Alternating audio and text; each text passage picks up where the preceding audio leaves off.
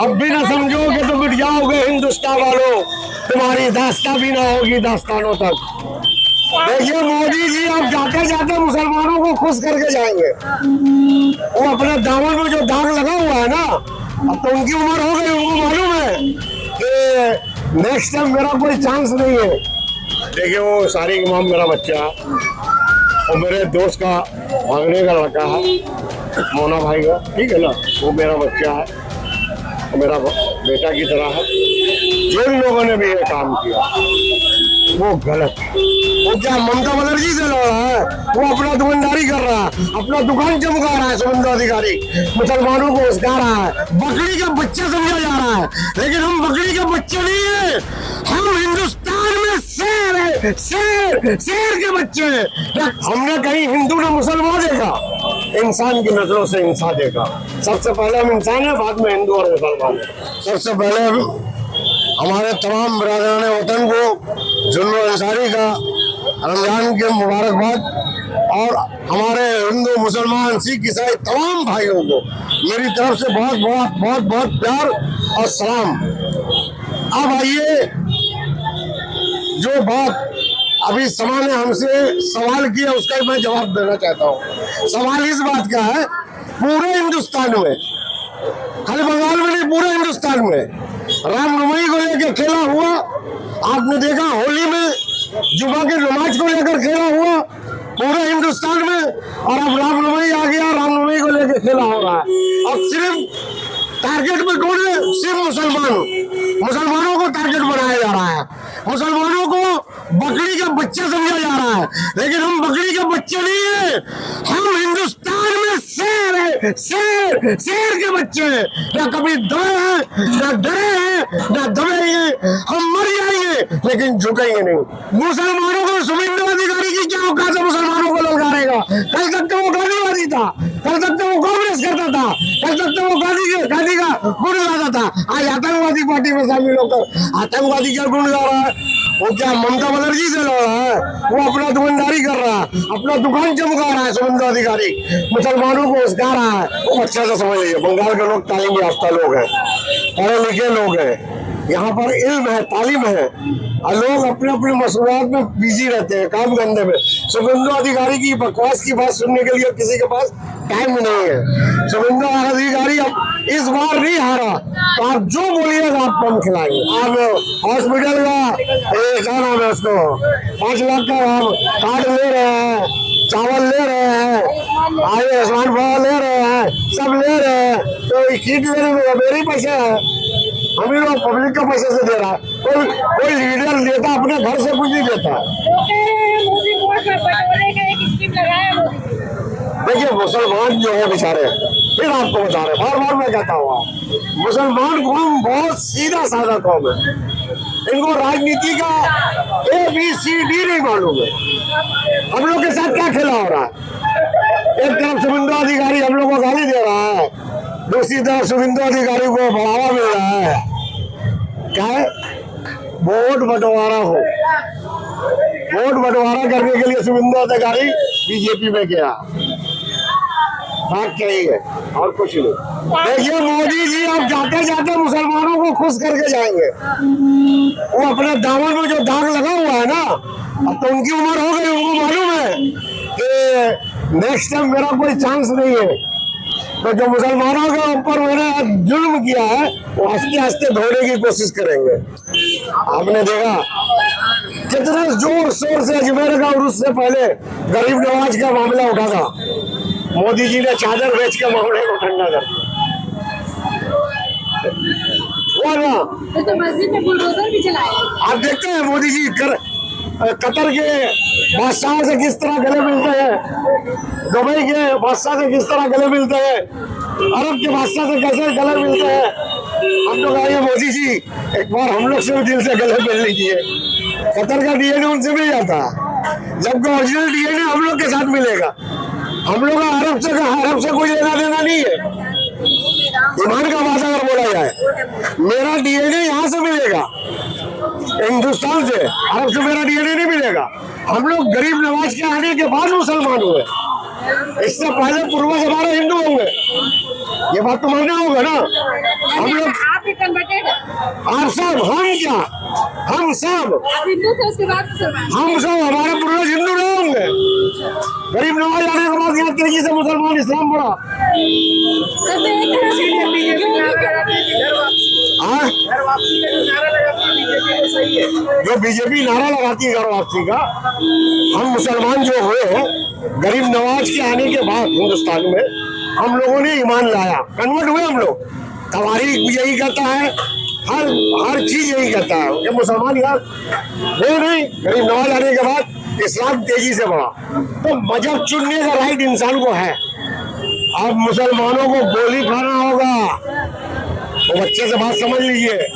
मुसलमानों को मैदान में आना होगा, मुसलमानों को एक जंग लड़ना होगा, अपनी लड़ाई खुद लड़नी होगी। आपके लिए कोई बाहर से लाने नहीं आएगा, दूसरा कोई सलाहुद्दीन अयूबी नहीं होगा कि आपके लिए लड़ने आएगा। आपको खुद लड़ना होगा। तालीम के मैदान में, तालीम में आप पीछे हैं, तालीम के मैदान में आगे जाना होगा। कमाई के मामले में आप पीछे हैं, बेकारी है, बेरोजगारी है, इस सब मामले में आपको आगे बढ़ना होगा, तब आप मुकाबला कर सकते हैं। देखिए, मुस्लिम मुसल्ला से मेरा दिल बहुत टूटा हुआ था, साफ बात हम दिल में बात करते हैं। जब से मुस्लिम मुसल्ला बाबरी मस्जिद का केस हार गया, हम बहुत उदास थे। क्यों उदास थे? कि हम लोगों ने बहुत मेहनत किया उस जमाने में। उस जमाने में मुस्लिम मुसल्ला के साथ कदम से कदम मिला के हम लोग सब चल रहे थे, कलकत्ते के लोग भी, सब लोग। लेकिन केस हारने के बाद हम लोग को बहुत दुख हुआ, बहुत दुख हुआ। जब मस्जिद के बंदी बना दी। यही इंसानियत मुसलमानों का। जो फैसला जज ने दे दिया, मुसलमानों ने तस्लीम कर लिया। सुप्रीम कोर्ट का फैसला मुसलमानों ने मान लिया। आज भी वो लोग मथुरा, काशी, ये योगी जी के चिल्ला रहे हैं। मुसलमानों का जंबल की मस्जिद क्या हो रहा है? क्या एक जजमेंट गलत आने से पूरा निजाम हिंदुस्तान का धर्म भरम है। बाबरी मस्जिद का जजमेंट गलत दिया जजों ने, सुप्रीम कोर्ट ने बाकायदा लिखा भी कि यहाँ पर कोई मंदिर नहीं था, लेकिन आस्था की बुनियाद पर फैसला दिया जा रहा, और आस्था की बुनियाद पर आपने फैसला मान लिया। आज हम लोग को भोगना पड़ रहा है। अब उनको हर जगह मस्जिद में शिव मंदिर नजर आ रहा है। जो मस्जिद देख रहे हैं बोलेगा भगवान का ये शिव जी का मंदिर है, अंदर में जमीन में खोदेंगे तो मंदिर मिलेगा। हमने कहीं हिंदू ने मुसलमान देखा? इंसान की नजरों से इंसान देखा।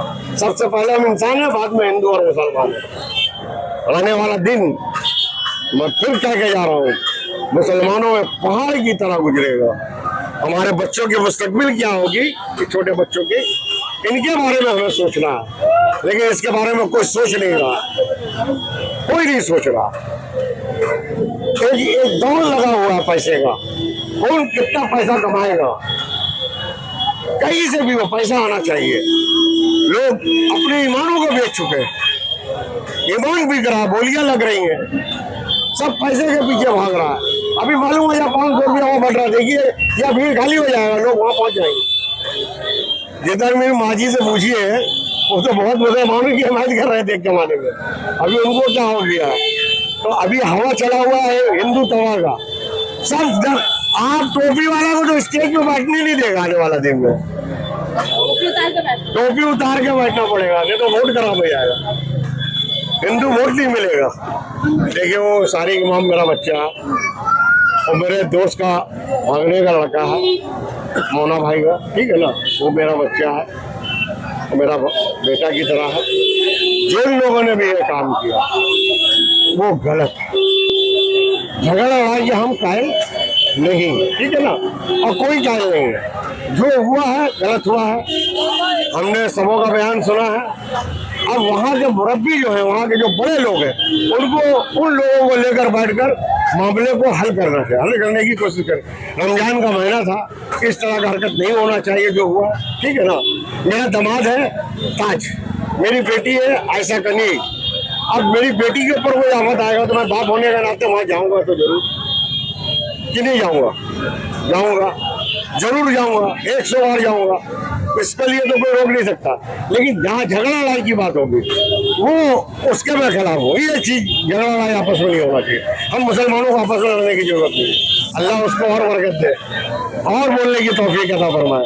हम अपने मुंह से कोई ऐसा बात नहीं कहेंगे जिससे भी उनको दिल में तकलीफ हो। हम उनको दुआ ही देंगे, अल्लाह उनको सेहतयाब करे, जल्द से जल्द अच्छे हो जाए, बढ़िया से ईद मनाए, पूरी फैमिली ईद में खुशी के साथ मनाए। ये मेरी दुआ है और मेरा प्यार भरा उनको सलाम दिए। लोग नहीं कह रहे हैं, चंद गिने चुने लोग होंगे जो ताज की तरक्की से जल गए, जो ताज की तरक्की से जल गए। कल तक जो बच्चा का नाम लेने वाला नहीं था, आज वो बच्चे का इतना नाम हो रहा है, उससे लोग जल गए। और क्या, एकदम सीधी सीधी बात है। क्या ये सियासत हो रही है बात है? एकदम सियासत, खुला आम सियासत हो रहा है। और लोग कर रही है सियासत के पीछे। अभी आप अच्छी तरह जानती होंगी, वहाँ रहती है, हम तो मड़िया मुझ में रहते हैं। किन लोगों के हाथ आपको लग रहा है हाँ? सियासत में? किन लोगों के होंगे, बहुत से लोग होंगे जिनको टिकट लेने की ख्वाहिश होगी, किसी को काउंसलर बनने की ख्वाहिश होगी, किसी को नेता बनने की ख्वाहिश होगी, बहुत से लोग होंगे। अच्छा, इस मामले को सुलह कराने के लिए आप कोई पहल करने वाले हैं? क्योंकि आप एक खुद बुजुर्ग हैं। लगातार हम दोनों तरफ के लोगों को जानते हैं। हमने, अगर हमारे पास में होता, अगर हमें मालूम होता, आज सुबह कदर की रात है, अगर जरा से मेरे इल्म में भी होता कि इस तरह का कोई वाकया होने वाला है, अल्लाह का रसूल जानता, अपनी जान पे खेल जाता, लेकिन ये होने नहीं देता। लगातार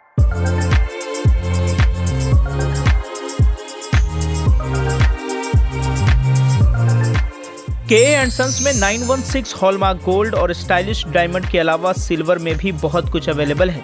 चांदी का तश्त, बट्टी, मछली, अतरदान, पायल और बच्चों का बाला भी यहाँ आपको मिलेगा, जो सिर्फ 500 रुपए से स्टार्ट होता है। इसके अलावा गोल्ड में necklace, bangles, chains, bracelets, earrings भी मिलेगा, जो आपकी खूबसूरती को 4 चांद लगा देगा। तो जल्दी कीजिए, इनका एड्रेस है 16/1B Topsia road, south Kohinoor market, Kolkata 46। Contact number है 8100 650 651।